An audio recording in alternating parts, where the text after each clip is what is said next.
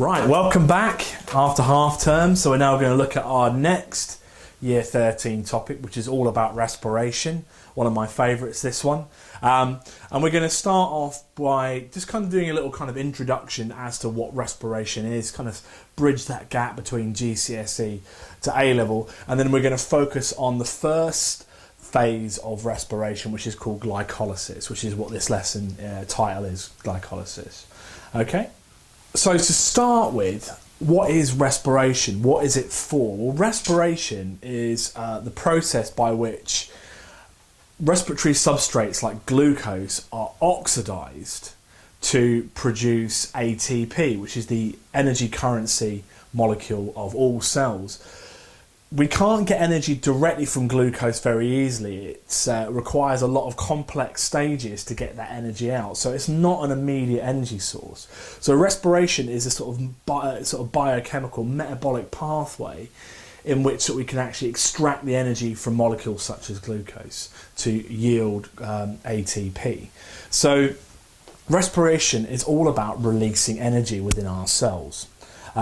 And it's probably the most important chemical reaction for all life, because the reason I'm able to talk to you right now is all down to respiration. Every single cell in my body is releasing, energy to help maintain all those key metabolic processes. For muscles to contract, for those fibers to shorten, requires energy. For cells to divide, mitosis requires energy. To maintain my internal body temperature, homeothermy, requires enormous amounts of energy. I'm probably using half of my energy requirement just staying at 37 degrees C every single day. Nerve impulses, excretion, all this kind of stuff is all dependent on energy release and from respiration. So respiration, there's two kind of main types, modes, if you like, that we can do in our cells.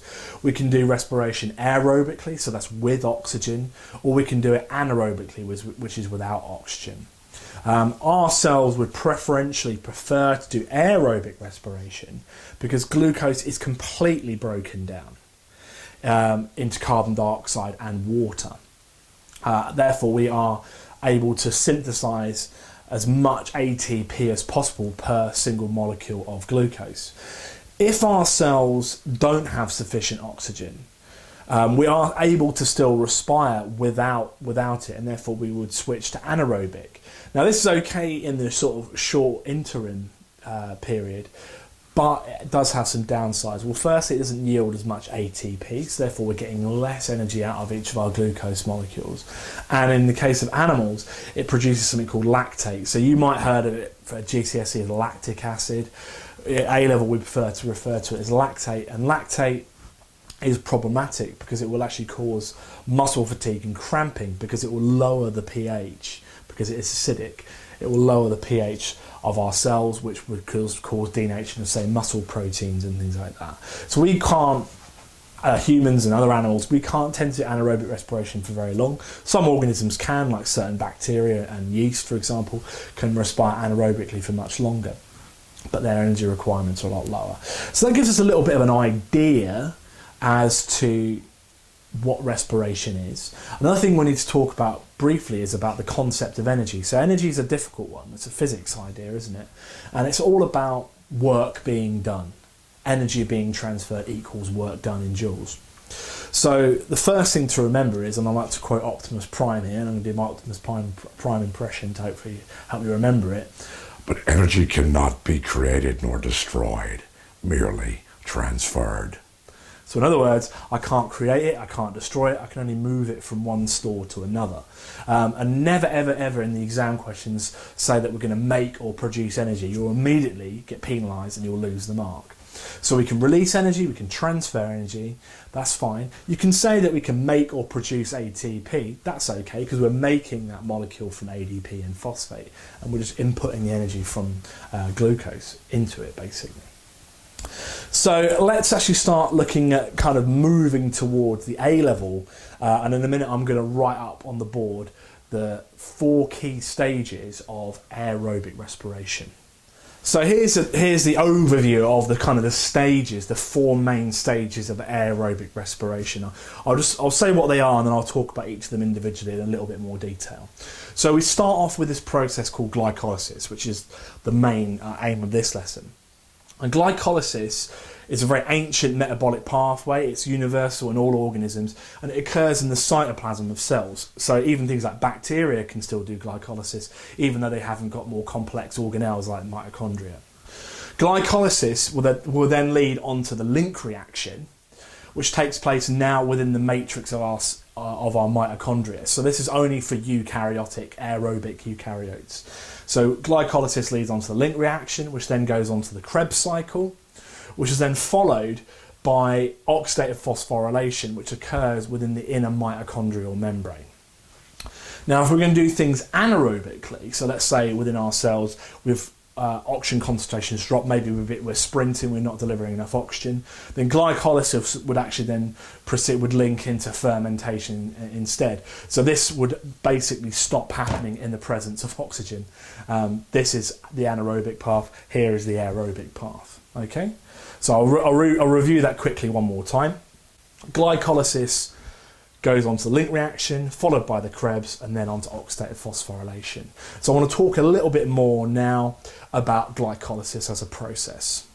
Right, so a cheeky tea break here before I start onto the glycolysis in detail. Good job. Right then, glycolysis. So this is, like I say, the first stage in the process of respiration, both aerobic and anaerobic. We'll start with glycolysis. So I'll just give you a brief kind of overview, and then we'll start getting into the kind of the meat of it, the detail.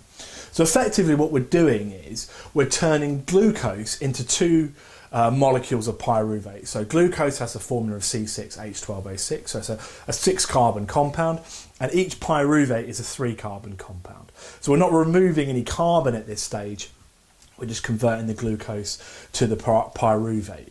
In order to do that, we need to use a little bit of ATP, but we get more out than we put in. And we're also going to reduce another type of coenzyme called NAD. So in photosynthesis, we came across the coenzyme NADP, which is an electron acceptor. Here we're looking at a different type of coenzyme, NAD. A little bit confusing, I know. And this one is a hydrogen acceptor. So that's the basic principle, converting glucose into pyruvate. We're getting a little bit of ATP out, which we call substrate level phosphorylation, and we're also reducing a little bit of NAD. So let's break it down. Let's look at the detail, if you will. So here's a better diagram, the one I've created on PowerPoint, maybe a bit clearer than the one I've drawn on the board here. So to start off with, the first phase, now glycolysis is broken up into 4 phases. The first phase is about phosphorylating the glucose. So we're going to use ATP, 2 molecules of ATP, to activate it, to make it more unstable, which is another use for ATP, is the activation of molecules. And that will convert the glucose into phosphorylated glucose, which is unstable and breaks down into 2 molecules of TP, or triose phosphate, which you hopefully are familiar from photosynthesis. Once that has happened, then we move on to convert that TP into pyruvate. To do that, we first of all are going to reduce some NAD, this coenzyme, which is then going to convert this oxidized NAD into reduced NAD. So the TP is oxidized and the NAD is reduced. We're also going to get out some ATP. We'll get 2 molecules of ATP per triose phosphate. So that will give us 4 molecules of ATP produced in this process. And we call that substrate level phosphorylation. And then that TP is then converted finally into pyruvate. Now pyruvate is an intermediate 3-carbon molecule, and that makes sense because obviously glucose had 6 carbons in it, so we've got 2 pyruvate, each with 3, 3 times 2 gives us 6. Now the pyruvate's fate will differ depending on whether oxygen's present.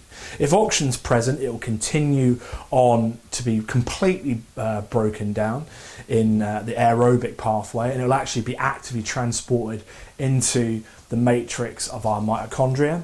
If we haven't got oxygen, then we're going to go down this anaerobic pathway, and then the pyruvate is going to be involved there in anaerobic respiration. I'm not going to go into epic detail on the fate of either of those. They're going to be future lessons. So hopefully you've got an understanding now of glycolysis. Okay, so let's have a look and summarize everything we've learned about glycolysis. So firstly, we've produced 2 molecules of pyruvate. Okay, we've made 2 of those from 1 glucose molecule. We've also created 4 molecules of ATP. Okay, we've made 4 of those, but we actually end up with a net of 2 ATP. What do I mean by net? Well, net is what after we've taken away our losses. Think about business. You have your gross profit and you have your net profit. So your gross profit is all all your takings, all the money you've earned, minus any of your outgoings. You might be having to pay for stock, you've got taxes, whatever. Then that's your net income, what you're left with. In this case, we have to use some ATP to get some out. So we had to use 2 ATP at the very beginning of the reaction to phosphorylate the glucose, and we get 4 out. So if I take 4 from 2, my net is 2. We also ended up with 2 reduced NAD, and I can write it either as reduced NAD or NADH. Either way is fine. Okay, so that kind of summarizes that one. So we can generate a small amount of ATP from glycolysis through substrate level phosphorylation, but there's still a heck of a lot of chemical potential energy in that pyruvate that we need to unlock. The only way you can do that is through the link reaction, the Krebs cycle, and then finally oxidative phosphorylation, which nets us the majority of the ATP from this process. Keep an eye on this guy because he's going to come up a lot more, and I'm not going to go into its role here. Remember, it's a hydrogen acceptor, and it's going to come up a heck of a lot in future lessons. So hopefully that's given you a nice little introduction to respiration again and glycolysis, and you hopefully start feeling a little bit more confident. My recommendation at this stage is make sure you know that glycolysis process. Write it down a few times, memorize it until you've got it in your head, and then therefore you can then apply it to more challenging questions. So this is Dr. P signing off. Enjoy yourselves. I know the sun's gone, but maybe you can think about some other activities you could do, maybe a bit of painting, whatever you like. Have a good one.